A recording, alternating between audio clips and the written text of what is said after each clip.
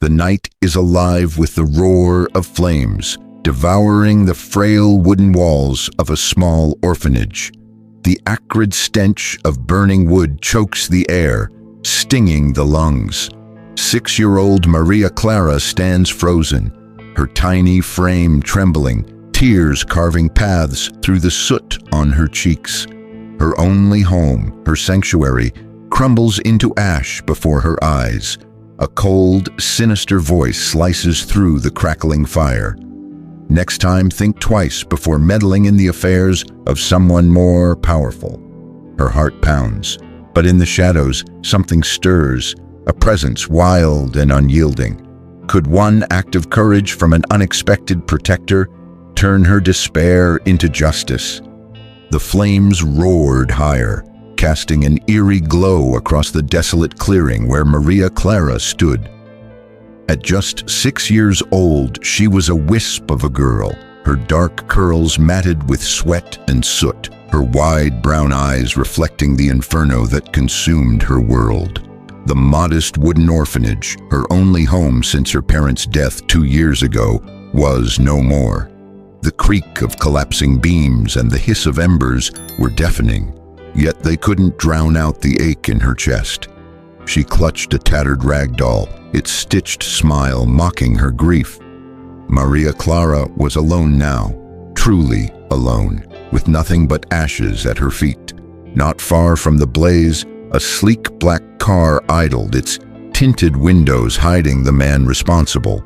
Ricardo Mendez stepped out, his polished shoes crunching against the gravel. A wealthy businessman with a reputation as cold as the silver lighter, he twirled in his manicured fingers. Mendez was the untouchable king of this small town. His tailored suit gleamed under the firelight, and his lips curled into a smile that held no warmth. Curious little girls should know their place, he had sneered earlier that day, his voice smooth but venomous. Maria Clara's innocent discovery, a ledger she'd found and shown to the town's librarian, unaware it exposed Mendez's illegal dealings, had sparked his wrath. This fire was her punishment, a message to anyone who dared cross him. To Mendez, Maria Clara was a nuisance, a speck of dust to be swept away. To her, he was a monster who had stolen the only safety she'd ever known. The other orphans had been whisked away by panicked caretakers, but Maria Clara had slipped back, desperate to save her doll, her last link to her mother. Now she stood abandoned, the heat scorching her skin, her small body trembling with fear and loss. The townsfolk, gathered at a safe distance, whispered among themselves, but did nothing. Mendez's power loomed over them like a storm cloud. His money bought silence, his threats ensured obedience. No one would risk his ire for a penniless orphan. Maria Clara's sobs were swallowed by the fire's roar, her heart screaming for someone, anyone, to care. Yet, in the darkness beyond the flames, something stirred. Deep in the nearby forest, where gnarled trees stood like silent sentinels, a massive shadow shifted. Eyes like amber lanterns gleamed in the night, fixed on the tiny girl. The creature's breath was slow, deliberate, its presence unseen by the crowd but heavy with purpose. It was no ordinary beast. This was a bear, ancient and scarred, known in hushed town legends as a guardian of the lost. Its fur, streaked with silver, blended with the shadows, but its gaze never wavered from Maria Clara. It saw her tears, her trembling hands, her heart breaking under the weight of cruelty. The bear's low rumble was lost in the chaos, but its resolve was clear. This child was not as alone as she thought. Maria Clara sank to her knees, the doll slipping from her grasp. The fire had taken everything, her bed, her drawings pinned to the wall, the lullabies sung by the caretakers. Mendez's car pulled away, his laughter echoing like a blade in her mind. But as despair tightened its grip, a faint rustle came from the forest's edge. The crowd didn't notice, too consumed by fear or apathy, but Maria Clara's eyes darted toward the sound. Was it the wind? Or something, someone, watching? In that moment, a spark of hope flickered in her chest, fragile but fierce, whispering that her story wasn't over yet. The forest was a labyrinth of shadows, its air thick with the scent of pine and damp earth. Maria Clara's small hand clung to the coarse fur of Sombra, the massive bear who now led her deeper into the wilderness. Her heart raced, not from fear of the beast, but from the echo of boots crunching behind them. Ricardo Mendez's men, their flashlights slicing through the dark like knives. The fire's distant glow still haunted her, but Sombra's steady presence anchored her, a silent vow that she wasn't alone. Sombra was no ordinary bear. His hulking frame, scarred from years of captivity, moved with a grace that belied his size. Once a spectacle in Ricardo's private enclosure, kept for the amusement of his wealthy guests, Sombra had endured chains and cruelty, but tonight something had snapped within him. As the orphanage burned and Maria Clara's cries pierced the night, his deep growls had rumbled like thunder, his amber eyes blazing with indignation. With a single surge of strength, he'd shattered the rusted chains, the metal screeching in defeat. He had sensed her pain, her loss, and it called to a bond forged in secret moments. Months ago, Maria Clara had discovered Sombra behind the iron bars of Ricardo's estate. While other children feared the bear's size, she saw only his sadness. Sneaking through the bushes, she'd offered him handfuls of wild berries, her tiny voice whispering stories of her parents to his attentive ears. Sombra never growled at her, only watched with a quiet intensity, as if her kindness was a language he understood. Those stolen moments had woven a thread between them, fragile but unbreakable, now pulling them together in this desperate escape. Sombra's massive head nudged Maria Clara forward, his warm breath puffing against her cheek as he guided her through the tangled undergrowth. His paws, each the size of her torso, moved silently, leaving no trace on the forest floor. Behind them, Ricardo's men shouted, their voices sharp with urgency. "Find the girl. Mendez wants her silenced," one barked, his flashlight beam grazing the trees. Maria Clara's breath hitched, but Sombra's low rumble vibrated through her, steadying her trembling legs. She pressed closer to his side, his fur a shield against the cold and the fear. For the first time since the fire, she felt something stronger than despair, hope kindled by the bear's fierce compassion. As they moved, Maria Clara's fingers traced the scars on Sombra's flank, each one a story of survival. She didn't understand why he protected her, but she felt it in his steady gait, in the way his eyes scanned the darkness for threats. This bear, who had known only cages, was risking everything for her. Her heart swelled and she whispered, "Thank you, Sombra," her voice barely audible over the rustling leaves. The bear's ear flicked as if he understood, and for a moment their eyes met, hers wide with wonder, his deep with a wisdom that seemed almost human. The forest seemed to pulse with secrets, its shadows whispering of mysteries tied to Maria Clara's past. Her mother's lullabies, half remembered, had spoken of guardians in the wild, of a family bound to the forest's heart. Sombra, too, carried an air of enigma, his movements too deliberate, his gaze too knowing. Was he merely a bear or something more? As they slipped deeper into the woods, evading the hunter's pursuit, Maria Clara felt a spark of destiny stirring within her, a sense that her story, and Sombra's, held a purpose far greater than survival.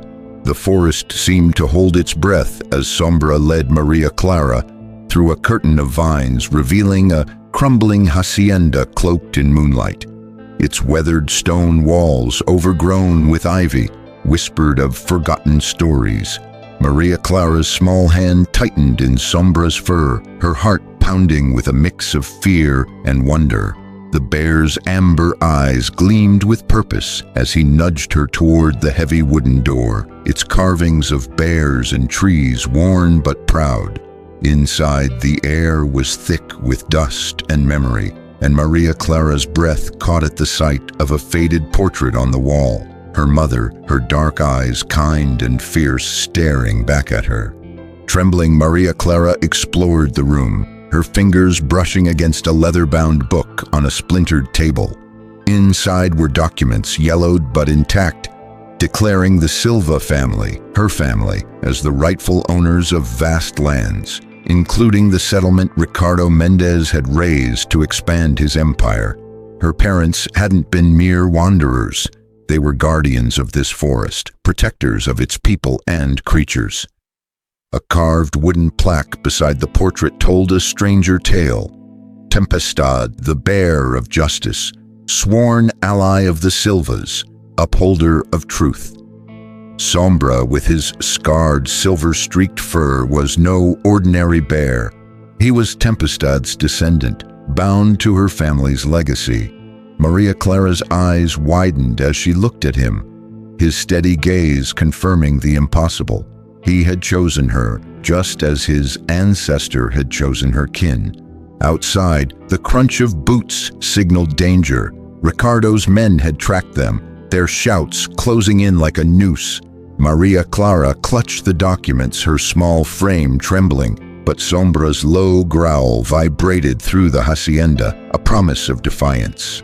Suddenly voices, familiar ones, rose from the forest.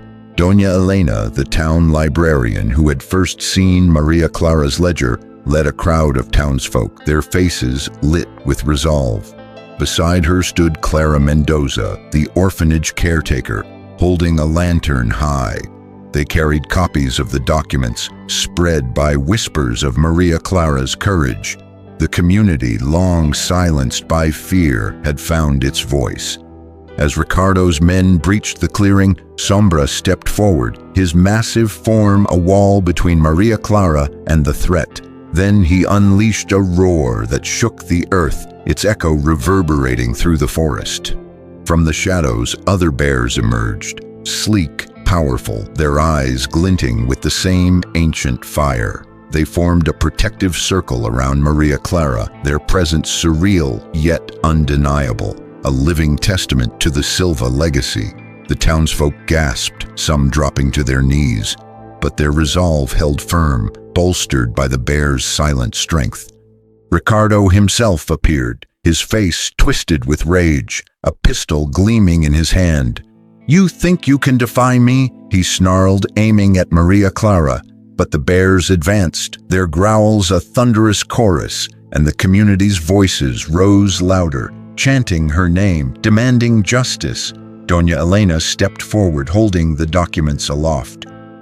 "Your empire is built on stolen land," she declared, her voice steady. "It ends tonight." Ricardo's hand shook, his power crumbling under the weight of truth and unity. The police, summoned by the librarian's call, arrived, their sirens cutting through the tension. Ricardo's weapon fell as he was cuffed, his empire reduced to ashes as surely as he had burned Maria Clara's home. Maria Clara clung to Sombra, tears of relief streaming down her face. The bears stood sentinel, their work done as the community embraced her, promising a new home. In that moment she felt her parents' love, her family's legacy, and Sombra's unwavering loyalty, a triumph of courage, truth, and the wild heart of justice. The hacienda stood reborn, its stone walls polished by time and care, draped in flowering vines that danced in the warm breeze.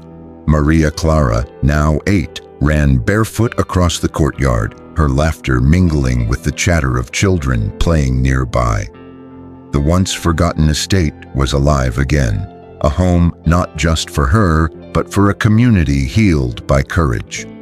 Doña Elena, her silver hair catching the sunlight, adjusted a picture frame in the library while Doña Cefa, her adoptive mother's, kneaded dough in the kitchen, her stern face softened by a smile. They had taken Maria Clara in, their love stitching together the holes left by loss. The settlement, once ashes, had risen as the Silva Community Center, a place of learning, healing, and unity. its wooden beams carved with bears in honor of the forest's guardians.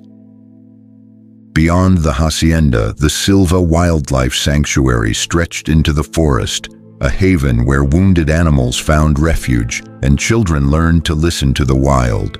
Sombra, his silver-streaked fur gleaming, lumbered through the sanctuary, his presence a quiet reminder of the night that changed everything.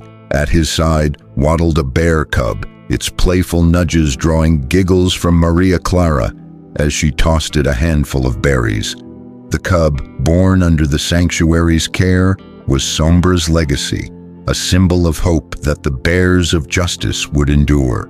Maria Clara, now the guardian of the Silva lands, carried her family's mantle with a quiet strength. She was no longer just an orphan, she was a beacon, proof that even the smallest heart could spark monumental change. Under a star-lit sky, the community gathered in the sanctuary's clearing, their voices weaving a song of gratitude that floated through the trees. Children sat cross-legged, their eyes wide as Doña Elena recounted the tale of Maria Clara and Sombra, the bear who defied a tyrant. The adults, once cowed by Ricardo's shadow, now stood tall, their hands linked in solidarity. Nearby, Sombra and other bears rested on the grass, their deep breaths a steady rhythm beneath the melody. The scene was a vision of harmony. Humans and nature, once divided by fear, now bound by trust. Maria Clara, perched on a log, clutched a wooden carving of Tempestad, her fingers tracing its lines as she gazed at the stars. She felt her parents' presence in the wind, their love carried by the forest they had protected. The story's heart reached beyond the clearing, whispering a universal truth. Sometimes the smallest voices, backed by courage and nature's fiercest protectors, can ignite the greatest change. Maria Clara had been a child alone, her home reduced to embers, yet her spark, fueled by Sombra's loyalty and a community's awakening, had toppled an empire of greed. The bears, the forest, the people, they had all risen together, proving that justice is not a solitary act but a chorus of hearts, refusing to stay silent. The question lingered in the air, gentle but urgent. What injustice in your world needs a hero like Maria Clara or Sombra? What spark can you kindle to right a wrong, to heal a wound, to rebuild what's been broken? As the song faded and the fire crackled low, Maria Clara looked at Sombra, his amber eyes reflecting the stars. She knew this story wasn't hers alone. It belonged to everyone who believed in hope, in standing tall, in fighting for what's right. She imagined it spreading from heart to heart, across towns and cities, inspiring others to act. Share this story, she seemed to whisper through the night, with someone who needs to believe in hope, justice, and the power of standing together. Let's inspire the world, one heart at a time. The stars blinked brighter, as if in agreement, and the forest sighed, ready to carry her message far beyond the trees.